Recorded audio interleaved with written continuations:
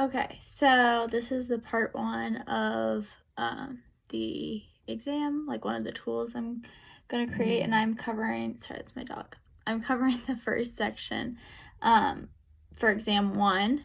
So that was all about regulating speech, public forums, all that stuff. So what I did is, for that exam, is I use like Quizlets and stuff, but I study much better when I have like physical note cards like this. So first thing that you'll need is note cards, and I know everyone loves Quizlet, but you just never know with the internet, especially if you don't create the Quizlet. You just don't know like all of the potential conflicts that you could come in contact with, like of misinformation, wrong, whatever. So, and part of my studying is like making my study set, because you're, even if you do choose Quizlet, like you're writing or you're typing it out. And the first exam I did way better than the second exam on. So like this is what works for me. It is more like time consuming, but than just finding a Quizlet, but by you physically like having a pen and writing down everything. So you need note cards, and they're actually pretty cheap at the bookstore. So these, I go through like a couple hundred packs, but it's, I'm about to explain like why it makes sense that I do what I do.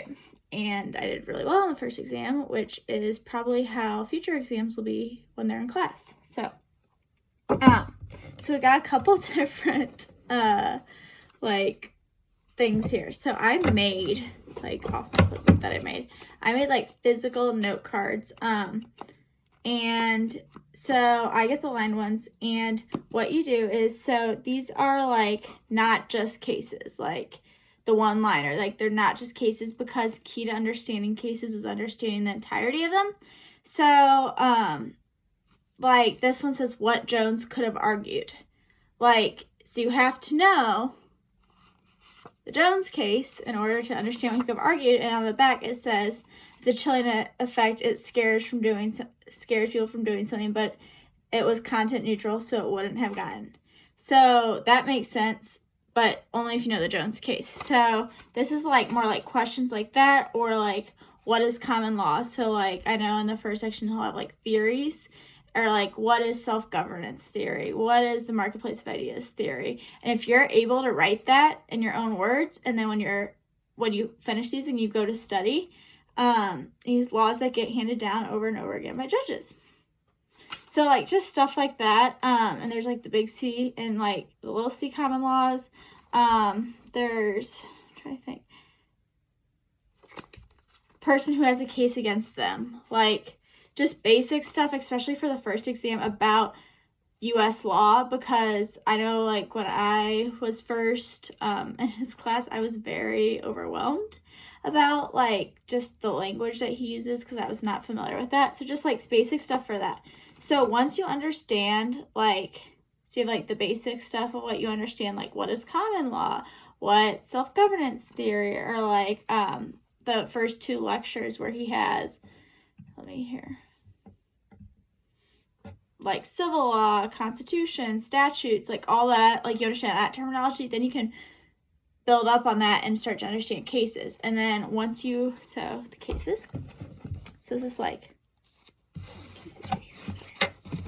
We got Texas v. Johnson, and I have burned flag outside of Republican National Convention, violated the Texas law and the Supreme Court ruling, right to burn flag as the law was viewpoint discrimination. So just, it's the basic information about a case. So this is like the ruling, where it was at, who, what, when, where, why, like just basic information. And lecture, when he starts talking about a case, sometimes I'll end up with like a paragraph here. I'll show you I have examples. I'm not a teacher, but this is what worked for me. Okay. So let me, can I flip it on here? No, I can't. Okay. So do you see that's like all one case in the all caps? Like no one's gonna remember that on a note card. note card's not even big enough for that.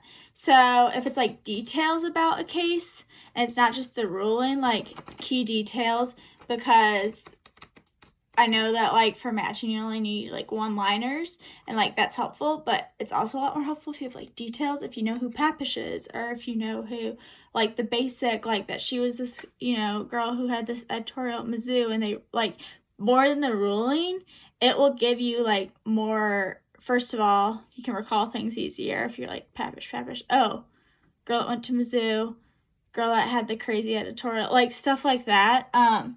That's key definitely too. So like I know no one likes to do like a lot of note cards, but and you don't sit down and do them all in one day, because if you sit down and do them all in one day, it's overwhelming. It's not going to happen, and like ultimately you probably won't do as well on the test. So I start a week before, and then I do 2 hours a day just writing stuff out, and then 48 hours before the test I start going through them, so because it's a decent amount, and then so that doesn't overwhelm me as much, because these are like these are a lot. Like that's a lot of information for any person, and then as you're going through them, like, so let's say, example, we already did this. Incitement can only be used after the blank or post hoc sanction. That's, let's say I don't know it.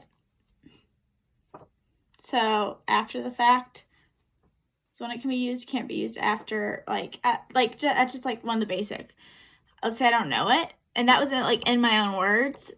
I don't know it, that gets put aside. And then let's obviously Texas versus Johnson is burning the Republican National Convention. Did that, and I knew that. That goes in a different pile. So you're slowly breaking down what you know versus what you don't know, because you have 48 hours. So, and 2 hours every day is really not a lot at all. If you start a week before the test, it does require you to have your notes. So if you missed a class, make sure you have a friend. But that's the best way that I found that I studied for it. He also at the bottom, he does give you hypotheticals. I have those in with my cases. Like the bottom of your notes, the hypotheticals, those are included in these because I know those are not real cases and those will not be matching, but they help you apply different laws and make you think about it in a lot different context. So there's a lot of note cards. I understand that. Oh, and then fun fact, write in blue because it's supposed to make you, as I'm wearing blue, and yeah, but no, write in blue. All mine are written in blue because it's supposed to help you remember stuff. I don't know. I did my whole college career. Hopefully gonna, continue to use that. I have a specific blue pen, but write in blue note cards. If you absolutely don't want to get note cards, or if you're very disorganized, I would not recommend getting note cards. It's because you can lose them and your piles can come combined.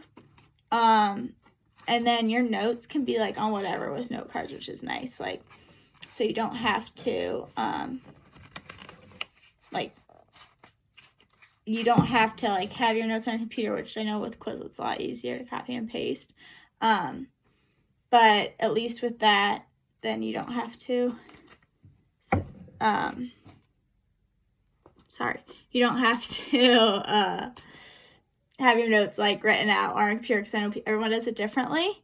And then I also found that with cases, regardless if you write, type, or whatever, regardless if you highlight cases, if you highlight cases in blue or yellow or whatever your favorite color is, because those, you have to know for matching, that's part of the test, given, that was very helpful to me. And then also terms are New Voices Law, Hazelwood test, trying to think what else, the Tinker test, all that stuff, that is more terms that or laws that have come, or tests or whatnot.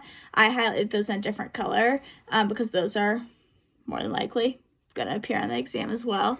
And then I have all of my notes in OneNote, which I found useful to me, even though I use physical, and also like writing down notes. Not only do you know the information is going to be more accurate, does it like help you recall things that were done on the first day when you're on the 8th lecture. You know it's going to be right, and then you also like can write things in your own words, which that alone is starting to show that you know what you're talking about. So anyway, I go through these. I usually end up with a pile, like, I don't know, like maybe like this big right before the exam that I'm like constantly going through.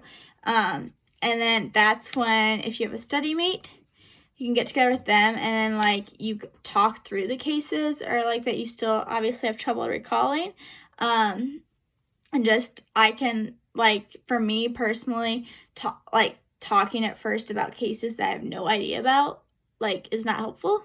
It's kind of wasting my time. So when you know stuff, and then you get to a point and you're like, hey, I only have this many left. I know at Quizlet, you can see like how many you have started or not, if you're really like into digital stuff, or that's what works for you. But that's my study tips, especially for the first exam, just because I know it can be overwhelming with just the vocab that he uses and stuff. And, you know, but just make sure you have notes. Make sure you're paying attention in class that you have notes. And because this is time consuming and it's worth it to get a good grade and or feel confident going into the test. But if your notes are missing from half the days, it's going to be really hard to be successful. And then staying organized in your notes. So I use, like I said, I use OneNote. I like that because I have a section for exam 1, 2, and 3, and then I have all the lectures inside those notebooks for exam 1, 2, and 3, which helps me keep organized. Also, if something would ever go wrong on my computer, it's backed up through Microsoft 365, which is OneDrive. So that's really helpful as well. And yeah, just pay attention in class and then get ahead on it. I don't like to start personally more than a week ahead of time unless I have like 4 tests that next week, just because I like to refresh myself, and if it's a week later and I've already put that kind of in my discard pile, then I might be in trouble. I don't remember things that long, so that's really helpful. And yes, just keeping yourself organized whatever way that may be, like through these. I use like hair bands or rubber bands or whatever, or different you don't have to go by that. Like I use different pockets in my backpack. I use that to like keep my what I know, what I don't know, cases, terms, like all that stuff, depending on what part I am in the study session. And you can always, you can always try this out for a couple lectures, and then if you really don't like it, then you can go to Quizlet. But just having a physical, and I think it also holds you accountable. Like if you open your book bag and you see this, you're like, oh, I gotta get on that. Or if you see like three piles, like you gotta get on it. So that holds you accountable. But this works for me. I did really, really well on the first test. And it wasn't just like because I went to class, like I just happened to no, like it's because of this. I've used this method for other classes, not necessarily like terms and stuff, but and it works because you have organized by like terms, tests, cases, and just like basic vocab, especially for the first test. Like I had no idea what a statute was, so I feel like I'm kind of going in circles at this point. But